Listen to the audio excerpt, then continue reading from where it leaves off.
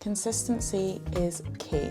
I feel like this phrase and term, whatever you want to call it, is literally said all the time about social media, all the time. And we're not talking about what helps you become consistent. So we're going to dive into that today. Hi, my name is Maya. I am a social media manager and agency owner of a creative agency that does all things digital. I have been in the social media world for over 5 years now. So some of the things that I share, I do know what I'm talking about. And some of the things I'm exploring just as much as you are. We are here to learn, grow, and live our dream life. So let's dive into it. I had a comment on one of my videos asking how to be consistent, tips for being consistent. And I thought, you know what, I'm just gonna do a whole video on it because actually, I don't know if I've talked about this topic and I feel like I haven't, but there's no harm in doing it again. Consistency is key, so we might as well talk about it multiple times and just make sure it's like locked in. There are multiple things that can help with consistency, but let's talk about what consistency means first and foremost. Consistency is often construed as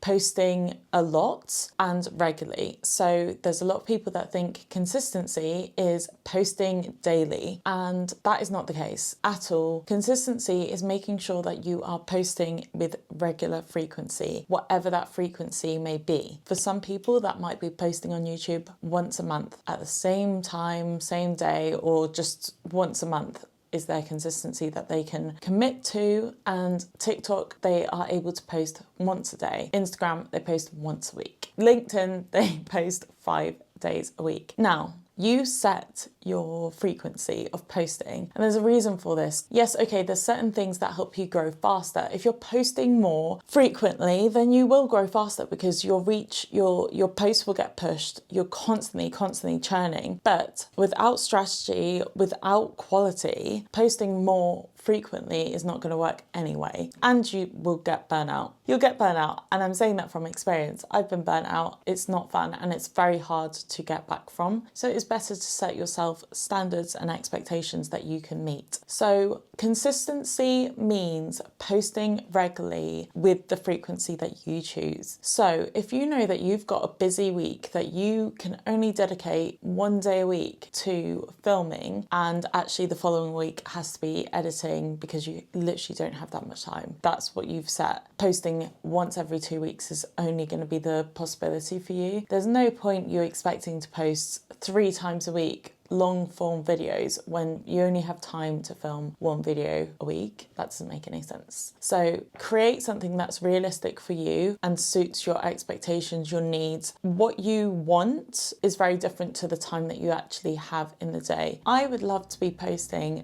3 times a week on YouTube, but as chatty as I am, as much of a yapper as I am, I have meetings, I have work commitments, I have shoots, socializing, like having a life, as well as content creation. I am not going to commit to that because it's not just about the shooting. I think I could probably film 3 videos in a week, but the editing, the time it takes, and full disclosure, I do have someone editing my videos still. I don't have the capacity to be posting 3 times a week. That's just me personally. Hopefully that changes within time, but for the minute, that is where we are. Now, if I set myself that expectation that I'm going to be posting 3 times a week, and I then start posting once 1 week, twice another week, 3 times another week, once the next week, there's no consistency there. There's no regularity. The audience aren't sure what to expect and when to expect a new video. Whereas if you've been able to say film 3 videos in 1 week and it was unexpected, then being able to use that content and batch, so then you're scheduling that content, you are a month ahead if you're posting once a week. But then it gives you the leeway and space that when things crop up, when life be life in, that you still have content going out and there's not so much pressure that, oh my goodness, I didn't get a chance to film this week. Well, it doesn't matter because I've already got a video that's going out. Part and parcel, I think thinking ahead is the logical side. The creative side is, I've got so much energy, let's film loads, let's push all this content out now. But logically, it makes more sense to continue to do what your strategy is, which is posting once a week, if that is what your consistency looks like, and and being able to then map out 2 months. When you get to a point that you're 3 months ahead, then I would start questioning, thinking, well, realistically, if I'm 2-3 months ahead, I could probably double up and be a month ahead and end up posting twice a week, which would be my goal. So consistency is just choosing your own frequency, but posting regularly. A bit like a TV show, you have Netflix where they literally bash out all the content in one go, or you have old school TV where it's like an episode is released each week. The audience counts down to it. I think there's an element of, yes, you can put all your content out there, but then there's a lull afterwards where you're waiting for the new season and you might forget about it and you might not watch the new season when it comes out because you were so locked in. Whereas the week by week, yes, it's frustrating because we're all impatient and we want everything right away. But each week, best bet, I'm going to be there on a Tuesday night at 5 p.m, ready, waiting for the new video to come out. We all know it worked. It worked. That's why it was around for a long time.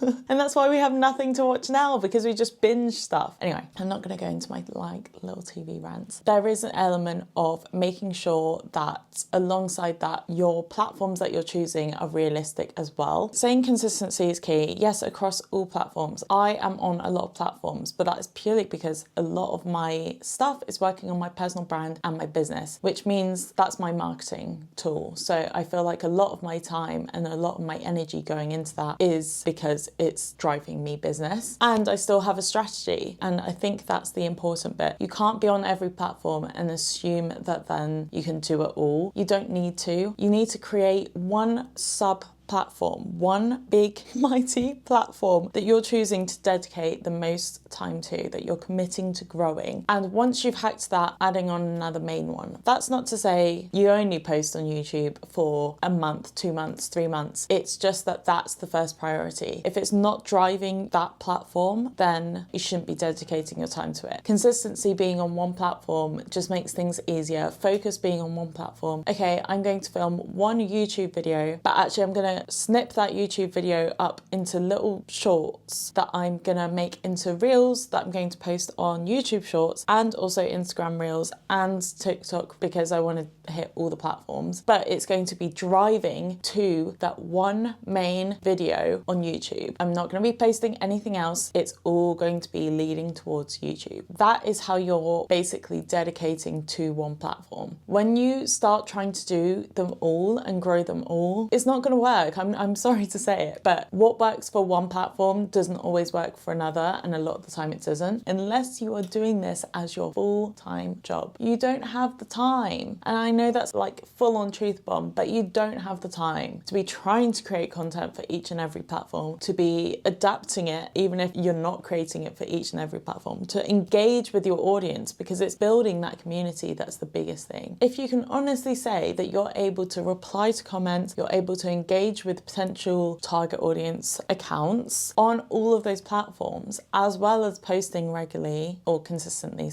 as well as utilizing all the tools, then fair dues to you. Fair dues. But that is literally what my job has been based off of, is that no one has the time to do that unless it's your job. And hence it's my job as a social media manager. That is literally what I do. At our agency, that is what we do. We literally take it off of someone else's hands, that all they have to focus on is creating content, which we build the strategy for. We post the content, so if they want to batch create, they can. Copywriting, all the ideas, we help them with. Posting, we help them with. Engaging with their audience, we help them with. So then there's less on their plate. But when you're doing it for yourself, you need to be realistic with how you want to grow, what you want to grow. Do you want to grow a community, or do you just want the money side? Because that's two different things. And I would say the money side is meant to be a bonus, realistically. Yes, you can treat this like your job, but the money side comes from building a community, and that community is only going to buy into you if you're authentic and you're giving them value. And that means that there's got to be passion and care there. You have to have that passion. It can't be driven by money. You're not going to succeed. Yeah, I know that's really brutal, sorry. But for consistency, again, so starting off with one platform that you're focusing on, and then also batching content, doing a content day once a month, dedicate one whole day to create scripting content, filming content, and editing content. content, or you split it up, say 3 days of content creation in some aspect, that you have one day that's scripting and planning, one day that's creating the content, like actually filming it, just filming all of it, and then the third day it being that you're editing and scheduling that content, so then it's going out, you're not having to think about it, you're not going, oh my goodness, I haven't posted, let me just quickly do that now. You have already written it out, scripted it, like everything's done. I did a content day recently and did it with a friend because you know what, it's tough. It's tough trying to capture all the content and get behind the scenes. It made it more enjoyable. I didn't feel awkward. We were able to help each other out with planning the content. I highly recommend it. It's why I've started creating a creator community, because I feel like that level of support makes such a difference. And I'm part of other creator communities because it's enjoyable when you're getting to share things and get a second opinion as well. So batching content, focusing on one platform and setting your expectations for reality, and just tracking metrics, being able to see things grow. I feel like when you're not going from 1,000 followers to 10,000 followers, you're like, oh, I don't see the growth, like, let's give up. No, when you look at the numbers and the stats and you're seeing you're reaching more people, you're engaging more, or actually your engagement rate, so the people you're reaching is less, but actually those that are being reached are engaged and are interacting with the posts that I'm putting out, it helps motivate you to continue to stay consistent.